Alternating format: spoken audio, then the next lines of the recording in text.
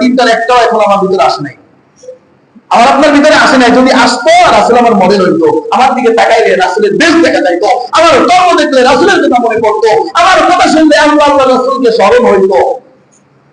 যতদিন হবে না ততদিন আপনি আল্লাহর রাসূলকে মডেল বানাতে পারেন নাই, আপনি আপনার রাসূলকে পথের পথ চলার পাথর বানাইতে পারেন নাই, আপনি আপনার রাসূলকে আইডল বানাইতে পারেন নাই। আইডল বানাইছেন কাকে?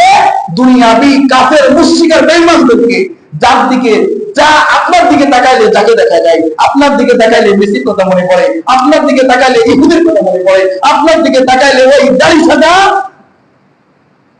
আরে ডব্লিউ বুশের কথা মনে পড়ে। কারণ ডব্লিউ বুশ কি চাইছিল? যে দুনিয়ার সমস্ত মানুষ দাড়িবিহীন চলবে। আর আল্লাহ রাসূল কি চাইছিল? আমার উম্মত যদি হয়ে থাকে আমি রাসূলের দাড়ি মুখে নিয়ে চলবে। তাহলে আপনার দিকে তাকাইলে ওর কি দেখা যায়? W Bush. তাহলে আপনি ওর মধ্যে আল্লাহ রাসূলকে উত্তম আদর্শ কিভাবে গ্রহণ করলেন? অর্থাৎ আল্লাহ রাসূল সাল্লাল্লাহু আলাইহি